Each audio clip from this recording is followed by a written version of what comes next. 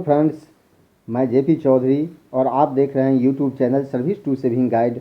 आप सभी का मेरे YouTube channel service to saving guide में बहुत बहुत स्वागत है। दोस्तों, आज के इस वीडियो में मैं बात करने जा रहा हूं टेक्निकल रेजिग्नेशन के बारे में। दोस्तों, जैसा कि आप जानते हैं कि टेक्निकल रेजिग्नेशन और रेजिग्नेशन दो तरह की चीज़ होता है। रेजिग्नेशन जिसको आप साधारण इस्तीफ़ा कहते हैं, उस केस में आपको पता होगा कि आपका जो सेवा है वहीं समाप्त हो जाती है और पास्ट जो आपका सर्विस रहा है उसका कोई खास बेनिफिट आपको नहीं दिया जाता है। लेकिन उसका अपवाद है टेक्निकल रेजिग्नेशन। टेक्निकल रेजिग्नेशन जिसको आप हिंदी में कहते हैं तकनीकी इस्तीफ़ा।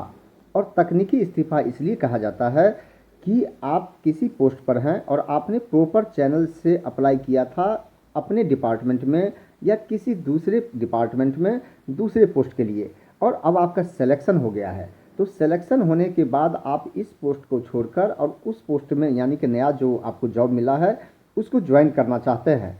तो इस केस में आपकी डिपार्टमेंट आपको कहती है कि आप इस्तीफ़ा दे दीजिए और इस्तीफ़ा देने के बाद उस पोस्ट को ज्वाइन कीजिए। तो इस केस में क्या होता है कि आपके जितने भी बेनिफिट होता है सर्विस का, उस सारा बेनिफिट कैरी फॉरवर्ड हो जाता है अगली सर्विस में, चाहे आपका इंक्रीमेंट हो, पे प्रोटेक्शन हो, सीनियरिटी हो, लीव हो या पेंशन हो। सारा जो लाभ है वो अगले सर्विस में बेनिफिट अगले सर्विस में फॉरवर्ड हो जाता है। तो यही है टेक्निकल रेजिग्नेशन की लाभ।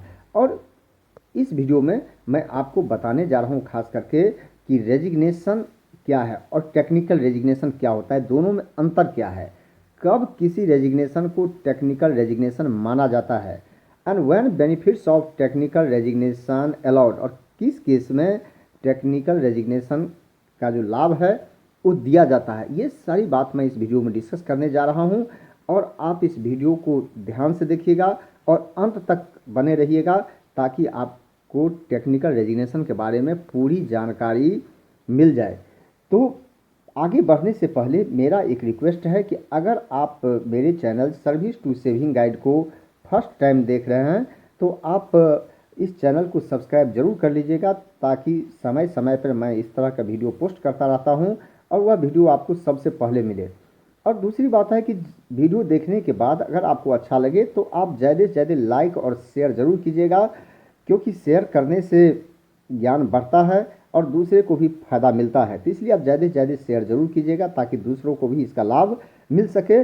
और वीडियो देखने के बाद भी आपके मन में कोई शक रह जाए या किसी तरह का डाउट रहे तो आप कमेंट सेक्शन में लिख कर ज़रूर पूछिएगा ताकि मैं आपको उसके बारे में जानकारी दे सकूं और आपकी समस्या का समाधान कर सकूं। तो चलिए बिना टाइम वेस्ट किए जानते हैं कि रेजिग्नेशन और टेक्निकल रेजिग्नेशन होता क्या है, इसके बारे में सबसे पहले जानते हैं। तो दोस्तों, सबसे पहले यहाँ हम जानना चाहते हैं कि रेजिग्नेशन क्या है।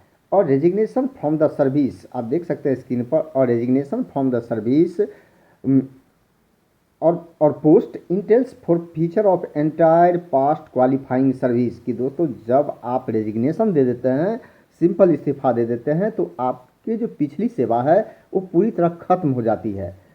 और the exception is technical resignation which doesn't result in forfeiture of past service. उसका एक ही अपवाद है और ये है आपका टेक्निकल रेजिग्नेशन, यानी कि रेजिग्नेशन देने के बाद भी आपका जो सर्विस है वो कंटिन्यू रहता है और जो पास्ट सर्विस है आपका जो पास्ट सर्विस है उसका पूरा फ़ायदा अगले सर्विस में यानी कि जो न्यू पोस्ट आपने ज्वाइन किया है उसमें मिलता रहेगा, आपको सारा फ़ायदा मिलेगा आपको।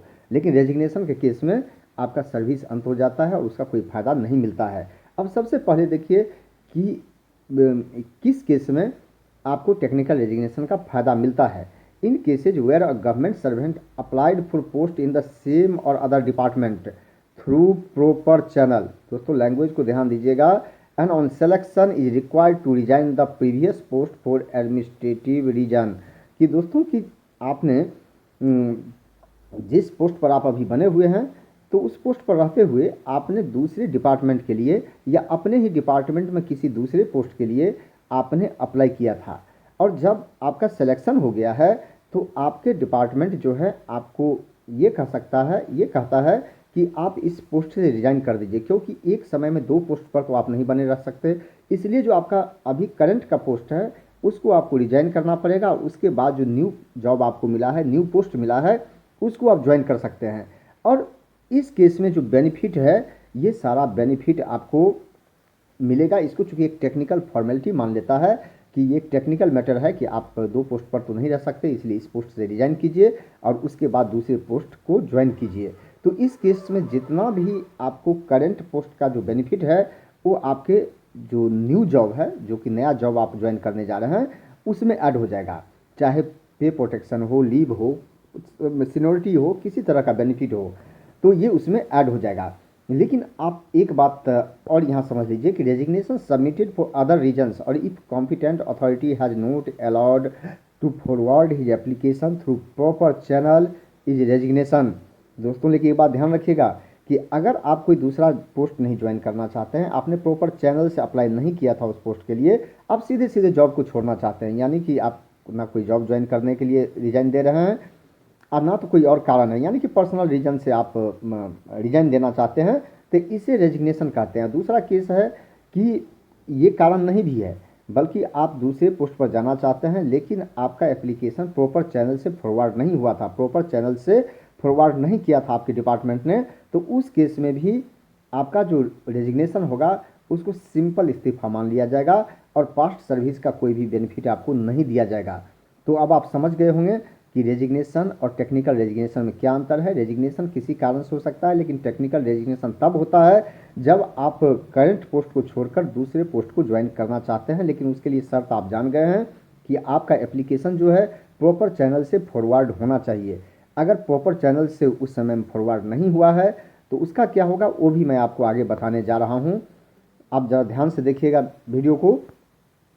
तो दोस्तों अब इसमें जो बात आती है, this benefit is also admissible to government servant who applied for post in same or other department before joining government service and on that account the application was not routed through proper channel. अब आपके मन में ये सवाल उठ रहा होगा कि आपने जब जॉब ज्वाइन किया तो जॉब ज्वाइन करने से पहले ही किसी पोस्ट के लिए अप्लाई कर लिया था, तो फिर तो प्रॉपर चैनल से आपने फॉरवर्ड नहीं किया, तो क्या आपको टेक्निकल रेजिग्नेशन का लाभ नहीं मिलेगा? तो ऐसा नहीं है। The benefit of past service is allowed in such cases subject to fulfilment of the following condition. लेकिन इसका कुछ शर्त है कि यानी कि आप जॉब में आने से पहले ही किसी दूसरे पोस्ट के लिए अप्लाई कर दिया था, तो उस समय तो आप जॉब में थे नहीं जो आपका एप्लीकेशन प्रॉपर चैनल से फॉरवर्ड होता। तो अगर ऐसा नहीं भी हुआ है तो कोई बात नहीं है, इसके लिए कुछ शर्तें हैं, जिन शर्तों को आप जानिए कि ये क्या शर्तें हैं। तो पहला शर्त यह है, the government servant at the time of joining should intimate the details of application immediately on their joining.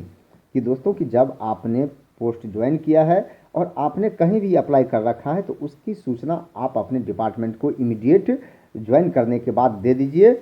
और दूसरी बात है कि the government servant at the time of resignation should specifically make a request indicating that he is resigning to take up another appointment under government or government organization for which he applied before joining the government service। दोस्तों अब आप समझ गए होंगे कि job में जब आप रिजाइन देने लगते हैं तो रिजाइन देने के समय में आप एक स्पेसिफिकली आप अपने एप्लीकेशन में लिखिए कि आप इस जॉब को छोड़ के दूसरा जॉब करना चाहते हैं, ज्वाइन करना चाहते हैं, इसलिए आप इस पोस्ट से रिजाइन देना चाहते हैं।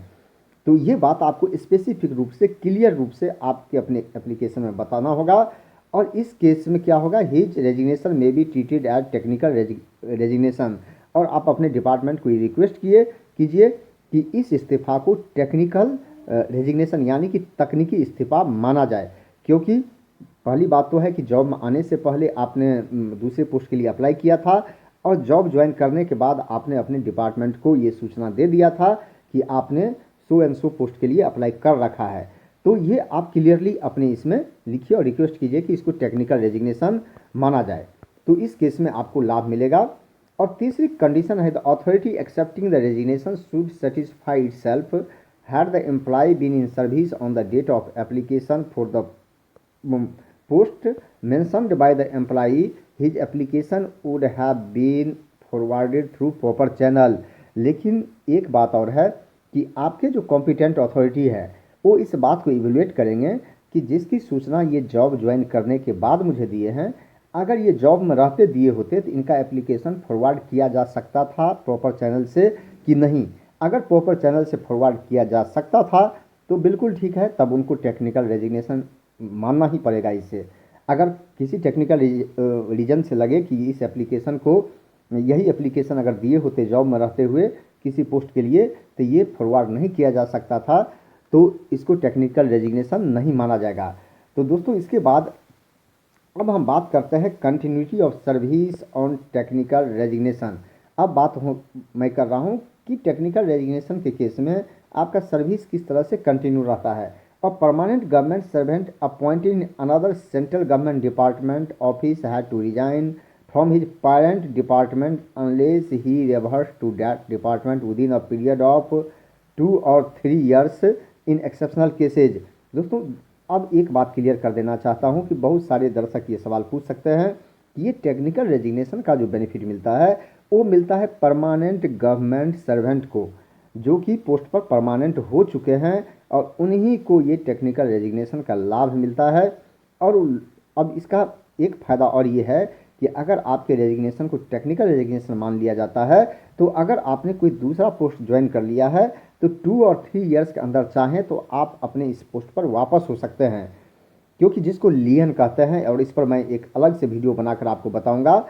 सच resignation shall not be deemed to be resignation for the purpose of pension if admissible. अब ये देखिए कि अगर इस तरह का रेजिग्नेशन होता है तो अगर आप पेंशनेबल डिपार्टमेंट में हैं तो आपको पेंशन भी मिलेगा। As a consequence, continuity of service benefits should be allowed to such employee in the matter of pension, leave, LTC as admissible under the rules। क्योंकि अगर आप इस पोस्ट को छोड़ के दूसरे पोस्ट पर गए हैं तो यहाँ का जो आपको पेंशन है, लीव है, LTC है या और कोई बेनिफिट हो, सीनियरिटी है, पे प्रोटेक्शन है, ये सारा का सारा उस सर्विस में आपको मिलता रहेगा। तो मुझे विश्वास है कि अब आपको क्लियर हो गया होगा कि इस रेजिग्नेशन के केस में क्या होता है और इसका फ़ायदा क्या होता है कि 2-3 ईयर्स के अंदर में आप चाहें तो आप अपने जो ओरिजिनल पोस्ट है उसको भी आप ज्वाइन कर सकते हैं, इसके लिए कोई बात नहीं है। अगर दूसरा पोस्ट ज्वाइन किए हैं तो जो भी फ़ायदा है इस पोस्ट का वो सारा कैरी फॉरवर्ड हो जाएगा अगले पोस्ट में, अगर इसको टेक्निकल रेजिग्नेशन मान लिया जाता है तो उस केस में कोई प्रॉब्लम नहीं है। In cases where government servant, अब मैं यहाँ आपको बता दूँ कि government servant prior to 1/2004 apply for the post in the same or other department and on selection they are asked to tender technical resignation. The past service are counted towards pension under CCS pension rule 1972। एक बात मैं बता दूं कि अगर कोई government employee जो कि 1/1/2004 से पहले जॉब ज्वाइन किया था और वो पेंशन के हकदार थे, यानी कि उनके डिपार्टमेंट में पेंशन था, तो वो अगर किसी सिलेक्शन होकर किसी दूसरे डिपार्टमेंट में जाते हैं तो उनको पेंशन का लाभ मिलेगा CCS पेंशन रूल 1972 के तहत। और नीचे में ये आप देख सकते हैं कि लेटर नंबर है जिससे ये इस बात का क्लैरिफिकेशन दिया गया है।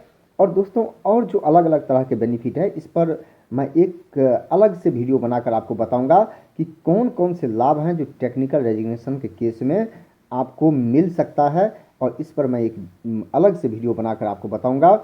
और मुझे अब पूरा विश्वास है कि आपको रेजिग्नेशन और टेक्निकल रेजिग्नेशन के बीच में अंतर समझ आ गया होगा, और आपको समझ आ गया और ये वीडियो अच्छा लगा तो आप लाइक ज़रूर कीजिएगा, शेयर ज़रूर कीजिएगा, और अगर आपको पसंद नहीं आया तो आप इसे ज़रूर डिसलाइक कर दीजिएगा ताकि मैं आगे इस वीडियो को और इम्प्रूव कर सकूं।